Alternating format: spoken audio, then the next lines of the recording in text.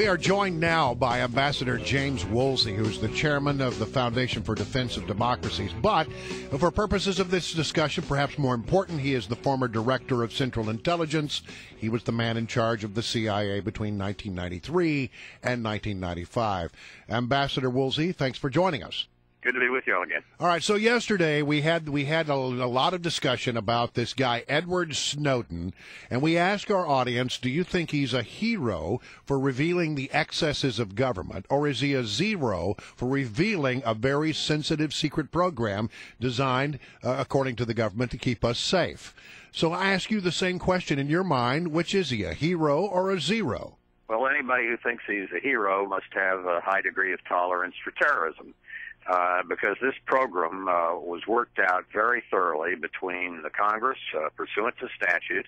It's interpreted by federal judges who only grant warrants for looking into the substance of what you and I are talking about, let's say on this telephone call, where there's probable cause, the way there is in a criminal case. And furthermore, the Congress reviews this regularly. The chairman of the Senate Intelligence Committee, Senator Feinstein, has been very clear and forceful about how regular and thorough their reviews are. I find it really very difficult for somebody to think this guy who has arrogated unto himself the responsibility for reversing the decisions of the U.S. Congress, the President, and the courts. Yes. To be anything but slightly muddled. Well, let me just play devil's advocate here for a moment. Sure. All of these things were done without the knowledge of the true people who are in charge, which is the people. Well, if you don't want anything to be classified, then you want the terrorists to win. It's like saying the British government was improper in the late 1930s for not broadcasting to the world that they were breaking German codes, because the people of Britain might not have wanted to break German codes. But you understand, don't you, that there is this inherent and building distrust of government. And by the way, a lot of people would look and say, given some of the things that have happened in government of late, that distrust is very well earned. Well, if they let their distrust spread to the idea that they don't want to try to keep track of terrorists, they will reap what they sow. And they will, for example, back before 9/11, one of the reasons that the system didn't pick up the people who were in this country and so forth is that the Justice Department had a memo out which not only kept the CIA and the FBI from communicating with one another on matters like terrorists, foreign terrorists in the United States, but it kept the different parts of the FBI from communicating with one another. And they were very, very thorough with respect to protection of civil liberties, and that's good when you can do it balanced with security. But they didn't balance it with security, and one of the things we got from that was thousands of people killed in the Twin Towers and the Pentagon.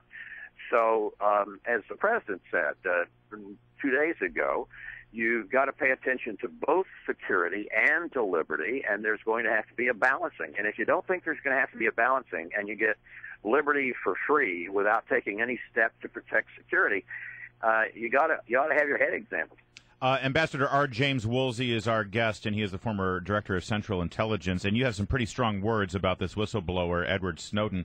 You basically just said that he helped the terrorists and aided the terrorists in their activities and kept our government from being able to track down terrorists because of this leak. Should he be tried for treason? Well, treason comes under very, very heavy restrictions, and appropriately so, in the American Constitution and statute. But he's confessed to a serious crime. So I would think a trial might be relatively easy. What about the reporter, Glenn Greenwald, who was a major participant in getting this information out and helped this guy kind of stay undercover while he leaked the information? Continues to help him, I think. The United States, to the best of my knowledge, doesn't use its key statute on this, the 1917 Espionage Act, to go after journalists. There may be one or more other ways that there's contention and so forth, but that would be, I think, virtually impossible under our statute and court system to to prosecute a journalist for running a story. That'll be a relief to Fox News' James Rosen. Let me ask you this. Our James Woolsey, again, is our guest, and you were the CIA director, but you were also a vice president at Booz Allen Hamilton. That's the contractor that Mr. Snowden worked for. I think people are surprised when they find out that he wasn't actually working directly for the government. He was working for a defense contractor, Booz Allen. Is it a good idea for us to be outsourcing so much of our intelligence to contractors like Booz Allen?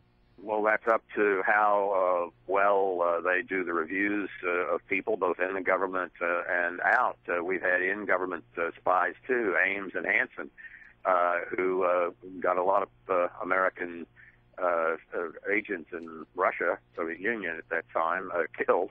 And they had security clearances as full-time government employees. So I think you can go wrong both ways. I, by the way, worked on energy when I was at Booz Allen. I left 6 years ago, so I don't wasn't here during the tenure of this young man. All right, so you grew up in Tulsa, Oklahoma.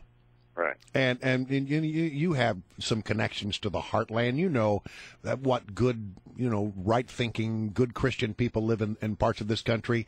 And when they react as they did the other day in our phone calls, to say that they think this guy is a hero and that they are outraged that the government is collecting so much data on them, just vacuuming up all of this information about their phone calls, who they call, how long they talk to them, about their emails and who they send emails to. That outrages so many people. What do you say to them? Well, maybe the journalist who was questioning them didn't make it clear that the government can't get into the substance of their telephone call without a warrant. All right, that's the way this system works. Our system works. I get that, but this is not happening in a vacuum. This is happening at a time when people in the heartland have witnessed, attempts to go after our Second Amendment rights, our First Amendment rights by attacking the Associated Press and going after, James Rosen over at Fox News. And now they look at this, the IRS. Plus the IRS scandal, where information that wasn't supposed to be shared has apparently been shared. There's pretty good evidence that has taken place, and now they're coming after the Fourth Amendment. You can understand why there are people out there who are a bit skeptical. Well, they ought to get their timing right. There isn't anything, for example, I think, about what's happening at the IRS over the course of the last few years that is very defensible. I don't know why they did what they did, but it really looks quite indefensible to me. On the other hand, as virtually all of the talk show people on Sunday who know about or knew about this program, members of Congress, Congresswoman Jane Harman, Senator Feinstein, and others, they kept stressing that this program, this counterterrorism program, has been in effect for a number of years, is closely monitored by the Congress, and it is just completely impossible to have a closely held program that is trying to track terrorists and to do it publicly. If you're doing it publicly, you're telling the terrorists what you're doing.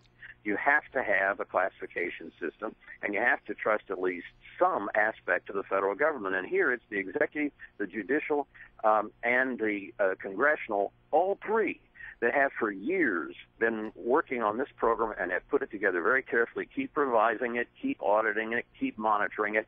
If you don't want the federal government to protect you against terrorism with a program like that, you don't want the federal government to protect you against terrorism. All right, well, we got to leave it right there. But listen, a great conversation, and we really do deeply appreciate you coming on today to talk to us. Thank you. Good to be with Yes, you. Ambassador R. James Woolsey, Chairman, Foundation for Defense of Democracies, and also former Director of Central Intelligence, advancing the conversation very